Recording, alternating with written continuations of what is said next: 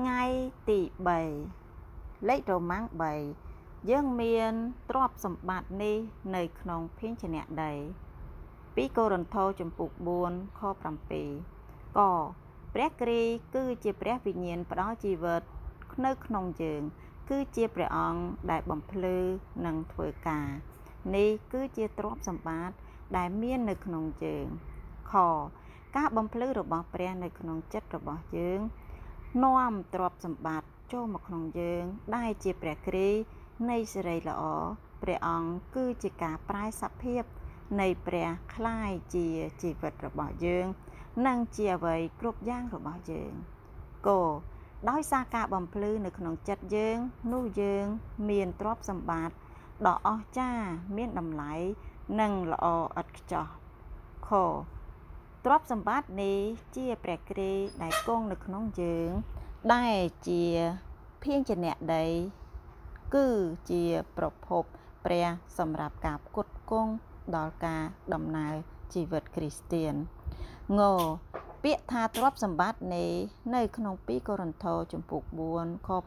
7សំដៅទៅចំពោះខ6ដែលប៉ុលបាននិយាយអំពីព្រះភ័ក្ត្ររបស់ព្រះយេស៊ូវគ្រីស្ទ1ការបំភ្លឺនៃព្រះនៅក្នុងចិត្តរបស់យើងគឺជារស្មីពន្លឺបំភ្លឺដល់យើងថាយើងអាចស្គាល់សេរីល្អរបស់ព្រះនៅចំពោះព្រះភ័ក្ត្រព្រះគ្រីស្ទបាន2សេរីល្អនៃព្រះដែលបានលេចមកនៅចំពោះព្រះភ័ក្ត្រព្រះយេស៊ូវគ្រីស្ទគឺជាព្រះនៃសេរីល្អដែលបានសម្ដែងចេញតាមរយៈព្រះយេស៊ូវគ្រីស្ទការស្គាល់ទ្រង់គឺជាការស្គាល់ព្រះនៃសេរីល្អការបម្រុងចិញ្ចឹមនៅពេលព្រឹក2កូរិនថូសចំពុក4ខ7យើងមានទ្រព្យសម្បត្តិនេះនៅក្នុងភាជនៈដីដើម្បីឲ្យឥទ្ធិឫទ្ធិលើសលប់បានមកពីព្រះមិនមែនពីយើងខ្ញុំទេកូរិនថូសចំពុកខ្សែទី2ចំពុក2ខ10បើអ្នករាល់គ្នាអត់ទោសដល់អ្នកណាពីរឿងអ្វីនោះខ្ញុំក៏អត់ទោសដែរហើយរឿងអ្វីដែលខ្ញុំបានអត់ទោសឲ្យពួកគេបើសិនជាបានអត់ទោសអ្វីមែននោះគឺដោយព្រោះអ្នករាល់គ្នានៅចំពោះព្រះគ្រីស្ទហើយការបំភ្លឺរបស់ព្រះនៅក្នុងចិត្តរបស់យើងនាំទ្រព្យសម្បត្តិចូលមកក្នុងយើងដែលជាព្រះគ្រីស្ទដ៏មានសេរីល្អព្រះអង្គគឺជាការប្រែសភាពនៃព្រះคล้ายជាជីវិតរបស់យើងនិងជាអ្វីគ្រប់យ៉ាងរបស់យើងដោយសារការបំភ្លឺនៅក្នុងចិត្តយើងនោះយើងមានទ្រព្យសម្បត្តិដ៏អស្ចារ្យមានតម្លៃនិងល្អឥតខ្ចោះទ្រព្យសម្បត្តិដែលមាននៅក្នុងភាជនៈដ៏ទន់ខ្សោយគឺជាព្រះដែលនៅក្នុងព្រះគ្រីស្ទដែលបានបំភ្លឺចូលមកខាងក្នុងយើងទ្រព្យសម្បត្តិដ៏មានតម្លៃត្រូវបានដាក់ចូលទៅក្នុងភាជនៈដែលគ្មានតម្លៃភាជនៈដែលគ្មានតម្លៃនេះបានคล้ายទៅជាអ្នកបម្រើនៃសេចក្តីសញ្ញាថ្មីរួមនឹងពន្ធកិច្ចដ៏មានតម្លៃនេះត្រូវបានបំពេញសម្រេចដោយព្រះជាស្តានៅក្នុងការរស់ឡើងវិញឥទ្ធិឫទ្ធិដ៏លើសលប់តាមពិតគឺមកពីព្រះហើយមិនមែនមកពីយើងទេអំណានថ្ងៃនេះទ្រព្យសម្បត្តិគឺជាព្រះគ្រីស្ទដ៏មានសេរីល្អជាការប្រែសភាពនៃព្រះคล้ายជាជីវិតរបស់យើងនិងជាអ្វីគ្រប់យ៉ាងដល់យើងទ្រព្យសម្បត្តិនេះជាព្រះគ្រីស្ទដ៏គង់នៅក្នុងយើងដែលជាភាជនៈដីគឺជាការផ្គត់ផ្គង់នៃប្រភពព្រះសម្រាប់ការដំណើរជីវិតគ្រីស្ទានដោយឥទ្ធិឫទ្ធិដ៏លើសលប់នៃទ្រព្យសម្បត្តិនេះទើបពួកសាវកជាអ្នកបម្រើនៃសេចក្តីសញ្ញាថ្មីអាចរស់ជាជីវិតត្រូវបានជាប់ឆ្កាងជាជីវិតនៃការរស់ឡើងវិញរបស់ព្រះគ្រីស្ទដែលពួកគេបានបម្រើអាចត្រូវបាន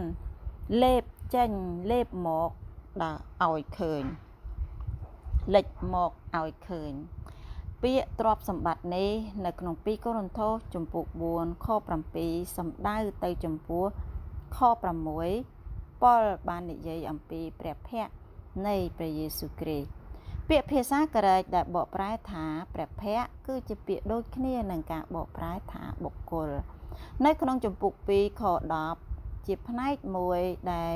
នៅអមជុំវិញកែវភ្នែកជាសម្គាល់ពីការគិតនិងពីអារម្មណ៍ផ្នែកខាងក្នុងដែលបង្ហាញថានឹងលេចចេញពីបុគ្គលរបស់ខ្លួនមនុស្សទាំងមូលនេះបង្ហាញថាបើយើងមិនបានមានទឹកព្រះភ័ក្ត្ររបស់ព្រះគ្រីស្ទនៅខាងក្នុងទេនោះទ្រង់មិនអាចជាទ្រព្យសម្បត្តិរបស់យើងតាមសភាពពិតបានឡើយផ្នែកម្យ៉ាងយើងទាំងអស់គ្នាអាចប្រកាសថាយើងជាភាជនៈដីហើយប្រកាសថាព្រះគ្រីស្ទគឺជាទ្រព្យសម្បត្តិនៅក្នុងយើងនៅផ្នែកម្យ៉ាងវិញទៀតយើងត្រូវមើលឃើញថានេះមានតែនៅពេលដែលយើងកំពុងរស់នៅក្នុងវត្តមានព្រះគ្រីស្ទមើលទៅឯទឹកព្រះភ័ក្ត្រទ្រង់ផ្ទាល់នៅខាងក្នុងប៉ុណ្ណោះទើបឲ្យយើងមានអារម្មណ៍ខាងក្នុងថាទ្រង់គឺជាទ្រព្យសម្បត្តិរបស់យើងនៅក្នុងសកលលោកទាំងមូលគ្មានអ្វីដែលមានតម្លៃជាងការមើលទៅឯព្រះភ័ក្ត្ររបស់ព្រះយេស៊ូវគ្រីស្ទនោះទេយើងកាន់តែរស់នៅក្នុងវត្តមានរបស់ទ្រង់ច្រើនយ៉ាងណាយើងនឹងកាន់តែមានអារម្មណ៍ពីវត្តមានរបស់ទ្រង់ច្រើនយ៉ាងនោះដែរប្រសិនបើយើងរៀនបោះបង់ចោលមនុស្សចាស់របស់យើងហើយជំនួសមកវិញនៅព្រះគ្រីស្ទជាបុគ្គលរបស់យើងដោយសម្លឹងមើលព្រះនេត្រ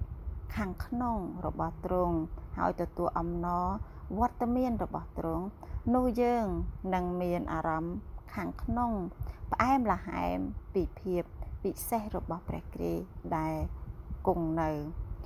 បទពិសោធន៍នេះធ្វើឲ្យយើងមិនត្រឹមតែសប្បាយចិត្តប៉ុណ្ណោះទេ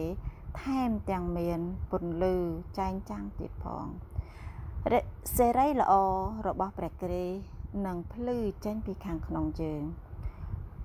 ពួកអ្នកជឿព្រះគ្រីស្ទដ៏មានសេរីល្អជាទ្រព្យសម្បត្តិដ៏ខ្ពង់ខ្ពស់តាមរយៈការបំភ្លឺនៃសេរីល្អនៃដំណឹងល្អដ៏មានសេរីល្អរបស់ព្រះគ្រីស្ទព្រះគ្រីស្ទគឺជាព្រះអង្គដ៏ប្រសើរបំផុតនៅក្នុងសកលលោកទាំងមូលគ្មានអ្វីដែលប្រសើរជាងទ្រង់ឡើយដោយសារយើងមានព្រះគ្រីស្ទជាទ្រព្យសម្បត្តិជាព្រះអង្គដ៏ប្រសើរនិងគួរឲ្យស្រឡាញ់បំផុតនោះយើងមិនស្រឡាញ់លោកីទេនេះមិនមែនថាយើងមិនគួរស្រឡាញ់លោកីនោះទេប៉ុន្តែថាលោកីនេះគឺអន់ជាងទ្រព្យសម្បត្តិដែលព្រះគ្រីស្ទដ៏ប្រសើរហើយនឹងគួរឲ្យស្រឡាញ់រស្មីពន្លឺនៃដំណឹងល្អដ៏មានសេរីល្អរបស់ព្រះគ្រីស្ទដែលជារូបភាពនៃព្រះបានភ្លឺមកលើយើងដំណឹងល្អដ៏មានសេរីល្អរបស់ព្រះគ្រីស្ទនៅខាងក្នុងជំពូក4ខ4តាក់ទងទៅនឹងការស្គាល់នៃសេរីល្អរបស់ព្រះនៅក្នុងខ6យើងត្រូវកត់សម្គាល់ថាយោងទៅតាមខ6ការស្គាល់សេរីល្អដ៏មានសេរីល្អរបស់ព្រះគឺនៅត្រង់ព្រះភ័ក្ត្ររបស់ព្រះយេស៊ូវគ្រីស្ទនេះបង្ហាញថាដំណឹងល្អដែលប្រកាសដោយសាវកមិនមែនជាគោលលទ្ធិទេវវិជ្ជាឬការបង្រៀនទេផ្ទុយទៅវិញគឺជាបុគ្គលដែលគួរឲ្យស្រឡាញ់នៅលើព្រះភ័ក្ត្រទ្រង់យើងអាចមើលឃើញសេរីល្អរបស់ព្រះដែលជារូបភាពនៃព្រះនៅពេលយើងបត់ពិសោធន៍សេរីល្អរបស់ព្រះដែលភ្លឺនៅចំពោះព្រះភ័ក្ត្រនៃព្រះយេស៊ូវគ្រីស្ទនោះពន្លឺនេះនាំព្រះគ្រីស្ទជារូបអង្គនៃព្រះចូលមកក្នុងយើងត្រូវបានតាក់ទាញឲ្យទៅរកព្រះគ្រីស្ទបែបនេះ